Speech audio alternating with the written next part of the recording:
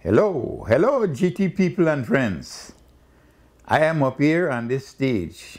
I forget you can't see me because I am invisible at this time. But guess what? I can see you. You fella down there. Sit down, sit down. Anyway, welcome to our 2009 Guyana Cultural Extravaganza. Look, just sit back, relax, and enjoy the show. This was for you.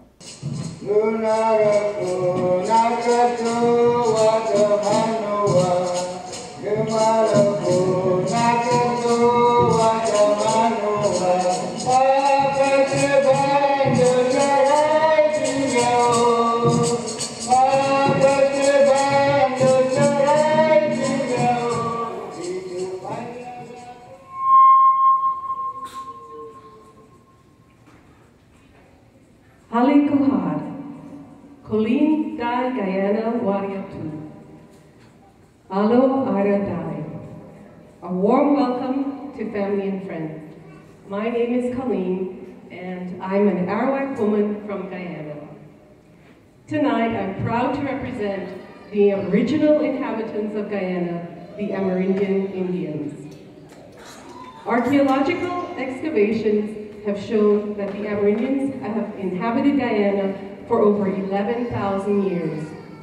Today, Guyana is home to approximately 50,000 Amerindians, living in more than 120 communities and belonging to 9 tribes. And I'm going to try to remember them. These tribes are Akawau, Arikuna, the peace-loving Arawaks, the Caribs, the Makushi, Patamona, Waiwai, Warau, I'm almost there, and the Wapishana. Amerindians have contributed in many significant and positive ways to the national culture and heritage of Guyana. Some notable contributions have been made in music, dance, folklore, and of course the food. Also, for instance, on a national level, the Golden Arrowhead of Achievement, the National Headdress, and many historical sites, towns, communities in Guyana have their names originating in the Amerindian languages. Guyana, for instance, is an Amerindian word meaning land of many waters. But my favorite contribution is pepper pot. And for sure, we can all testify. Christmas, whether in Guyana at home or abroad, here in the United States, is not the same if you don't have your pepper pot with your freshly baked bread or your cassava bread or with nothing, just the pepper pot. But these are some things that I wanted to share with you about my heritage, my Guyanese heritage, and I do want to thank you and enjoy the rest of the show.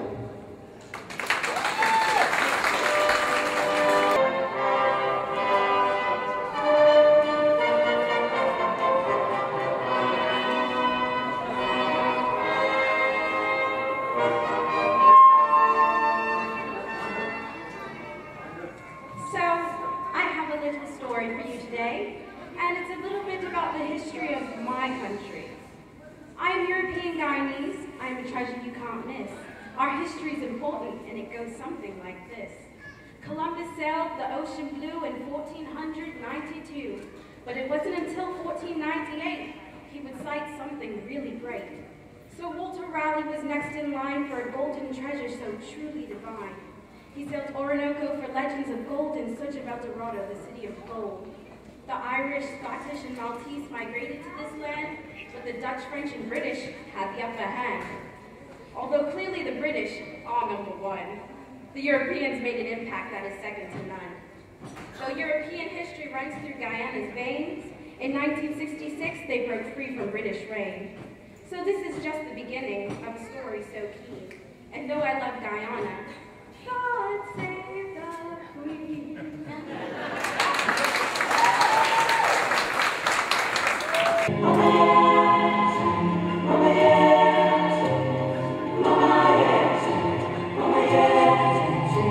Mama,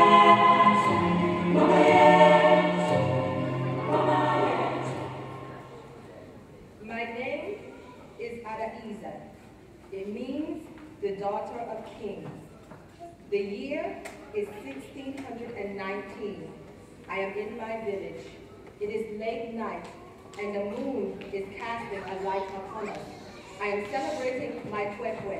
For tomorrow, I am to be married, betrothed to a man I was promised to before I was even born. The children were playing, too excited, waiting for tomorrow's festivities. And the elder ladies of my village were telling me stories as to why my man would talk so much and special ways to shut him up. I was so looking forward to this day. And then they came. They came on their horses. They came with their dogs. They came with chains. They came with guns. They came with ropes. And they came with chains. And they took us away. First, they took away the women because we could fight back. And then they took away the children. Our men were sleeping in the huts, tired from hunting that day and the day before. So they took them last, for an African man can never be beaten during the day, only if he's asleep at night. So they took us to a ship, and they stacked us on top of one another like common cargo, not like the kings and queens that we were. And their evil brought forth a birth of something we had never seen before, slavery. At night, they used our women to comfort them. And when there were no more women left, they used our children. And they took us to lands to which we were not familiar. And though they held our bodies captive, our souls, our spirits stayed free. Because man could never be our God. And the whips they used gave us courage.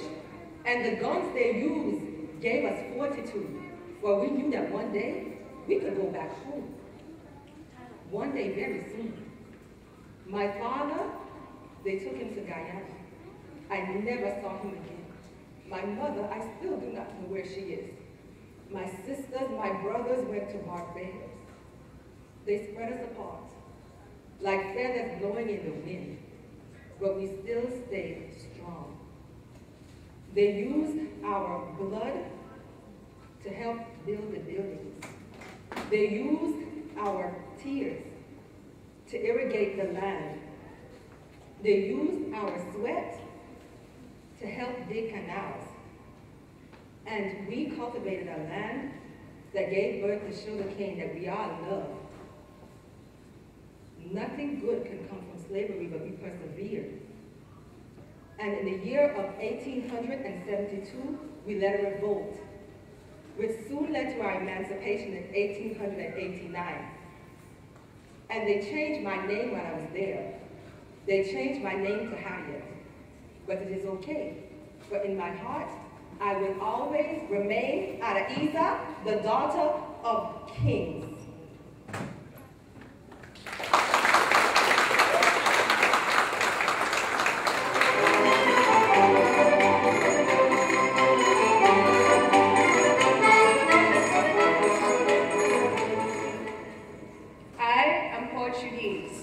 My ancestors first arrived in Guyana in the year 1835, right after the abolition of slavery. We came as indentured laborers, but we only served for 5 years, and the land of many waters has been our home ever since.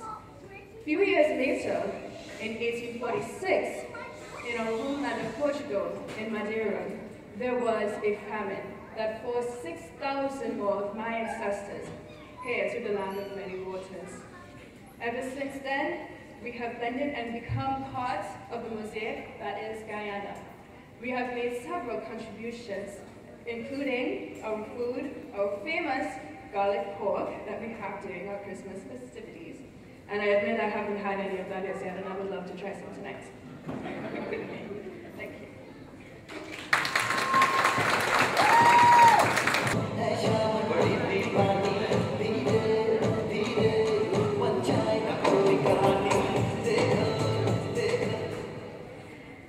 Namaste.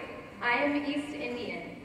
In May of 1838, 2 ships brought the first laborers to Guyana from India.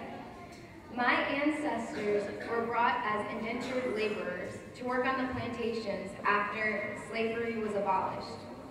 The plantation owners treated us very badly, like we were slaves. During a hearing on the bad treatment of the Indians, it was the Africans that gave evidence in favor of the Indians. Today, we have a rich culture which has brought forth curry and roti. And we are Hindu, Muslim, and Catholic. And we also represent over 40% of the Guyana population. Thank you.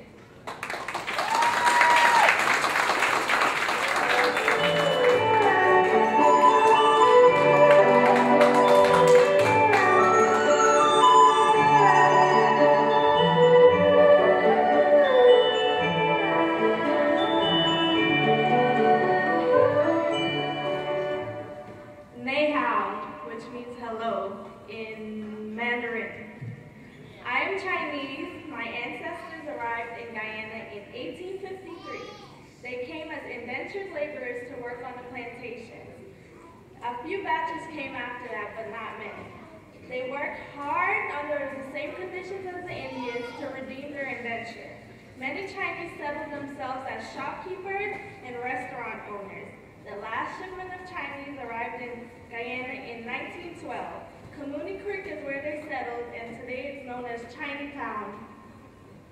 Thank you.